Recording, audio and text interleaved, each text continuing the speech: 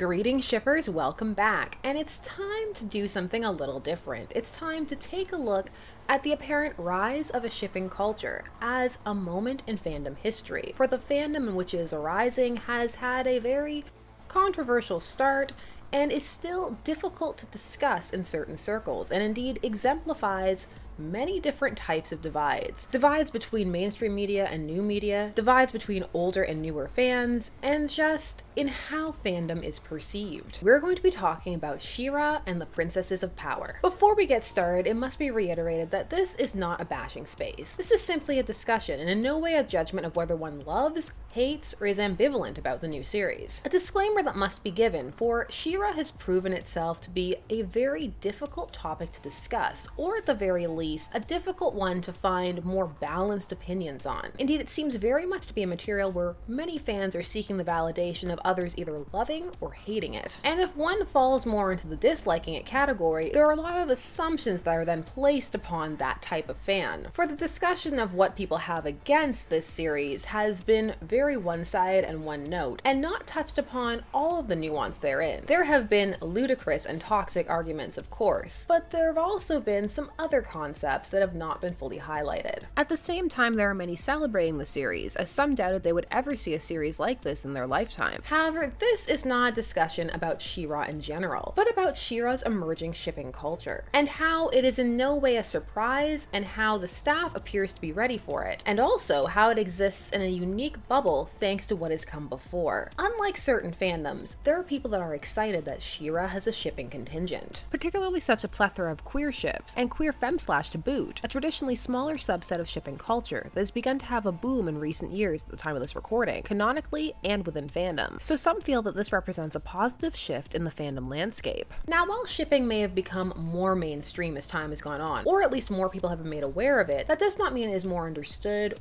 or well-liked. Indeed, many of the old assumptions about shippers still exist. The typical fan comes from the root word fanatic, also paired with the idea that all fics are badly written and smutty. So when a ship manages to be discussed in the mainstream, canon or otherwise, that is not a common occurrence. And it is even less common for that to be a positive discussion that doesn't highlight fandom toxicity. She-Ra is already being discussed for a great many reasons, and was being discussed even before it was actually aired due to some controversy surrounding the costuming and art style. There is a bit more to it than this, but this was what started the majority of the discourse. Post the series release, many were thrilled to see how inclusive the series was being, or at the very least attempting to be, and that it had some very clear queer themes. This in particular led mainstream media outlets to focus on the relationship between Adora and Catra, in the ship known as Catradora, which was also a ship during the original series' run, but not as prominent as it is now. We will be doing a dedicated Catradora video, so we will leave what has drawn people to these two aside, but it must be said that the series heavily focuses on these two characters' growth and their parallel journeys, so their relationship is paramount to the show. As a result, it is hardly surprising that the ship has arisen, along with several others, though to a lesser extent. And indeed, it appears that series creator Noelle Stevenson was prepared for it, although she has clearly learned lessons from the Voltron reboot on Netflix that preceded her. Netflix's Voltron was a surprise success. While of course Netflix hoped it would do well, it did better than anyone could have imagined, and also cultivated a fan base that not everyone on staff was expecting, that being shippers. There are many things that could be discussed about how shipping impacted the Voltron fandom, from mishandling of staff, crew, production company,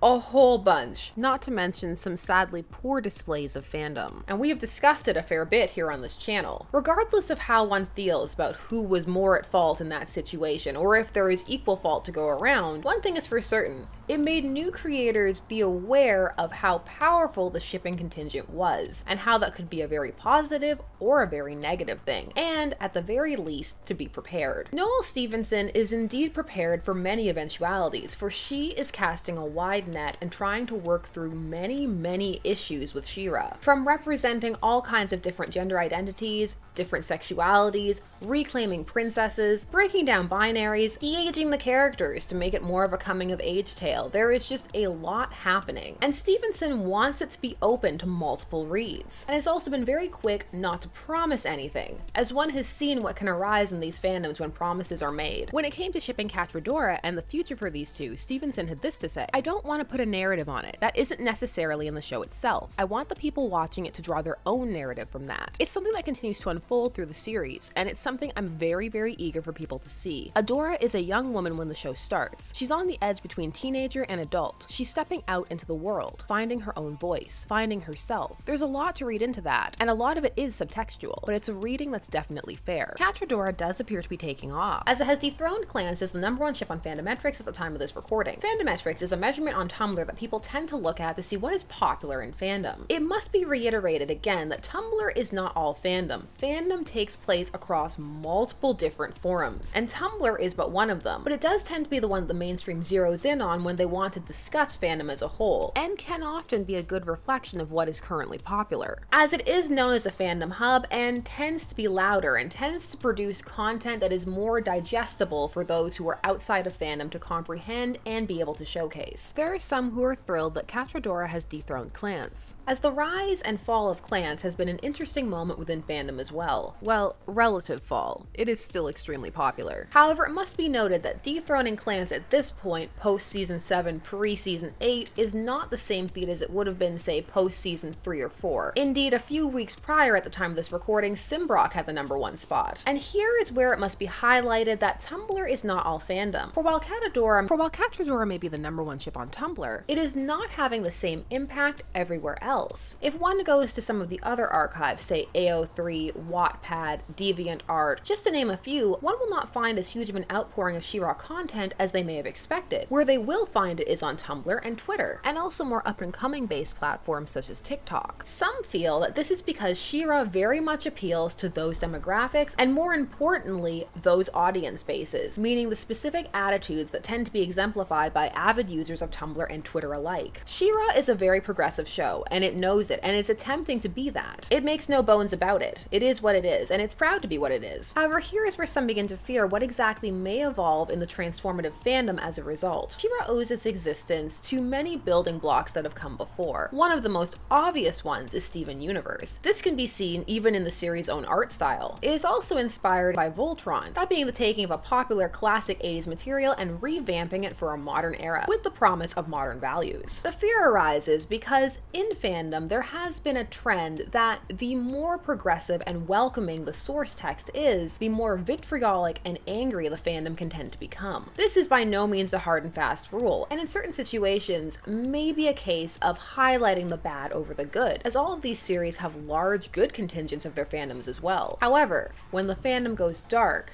it goes very dark. And there have been many fan bases that have been touted and held up as being especially toxic recently at the time of this recording, and some fear that there may be some fandom overlap, that being that fans from those previous fandoms will be moving into this new series, and some simply aren't certain if they have the emotional wherewithal to take the risk of being a part of another fandom. Some fear this future for She-Ra, as there is already a divide in how people talk about this show, and indeed some feel there is a pressure to love it, or to utterly despise it, or at the very least be hypercritical of it and not engage with it on a surface level. Others ponder whether it is actually as popular as it appears to be, or whether it is simply popular with the Tumblr crowd, which of course is absolutely fine and a large fan base all on its own, as some feel that the amount of discourse and discussion surrounding She-Ra is not matching the amount of works produced, which is rarely the case when something rises to the top, as both She-Ra the Princesses of Power and Catradora have done on Fandometrics. So some feel the hyper-focus on the series and its content is a direct result of the backlash that preceded it, rather than pure fandom interest. Others argue that this is because it is early days and people need time to be able to watch the show, get involved, and see what they want to do with it. Though others counter when something takes off,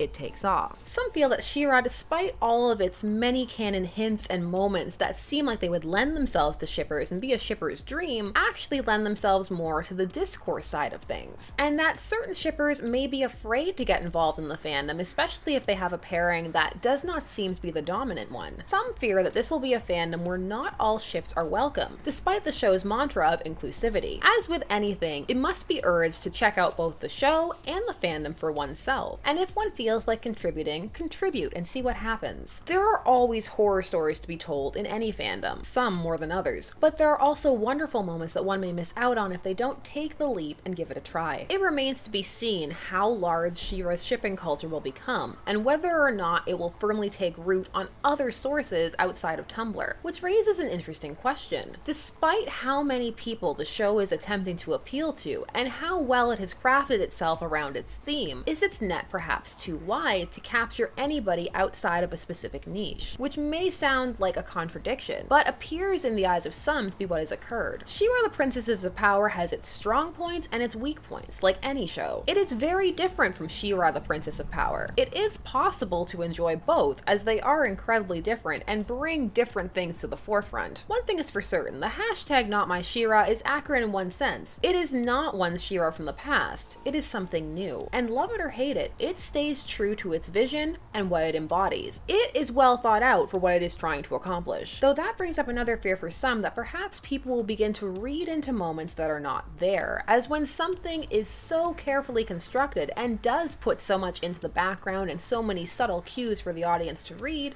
that perhaps they will begin to read cues that are not there, which can again create tension in fandom, as has been seen many times before. The discourse surrounding She-Ra is ever evolving. Right now in the mainstream it is pretty much universally positive, though you are beginning to see people who are saying that the show is not going far enough. Meanwhile, on the new media side of things, it's a much more mixed bag. It is, as always with these topics, necessary to sift through a fair few different opinions to be able to find the kernels of what people are working through, as especially in the era of digital culture, it is very easy for issues to snowball, build upon each other, bandwagon, and a whole bunch of other terms. Some have indeed given She-Ra a complete pass because of all the discourse, or because of the reviews they've heard, which is a shame, as it is always best to form one's own opinion. Where She-Ra's shipping culture goes has yet to be seen, but we will be following it here on Shipper's Guide to the Galaxy and discussing a bunch of the ships that arise, perhaps also comparing them to some of the classic ships as well. So those were some She-Ra musings, attempting to facilitate a dialogue on many topics that are being discussed in She-Ra currently. It is possible to have discussions about these things. Discourse is not always fun, and sometimes brings up difficult topics that can be hard to articulate.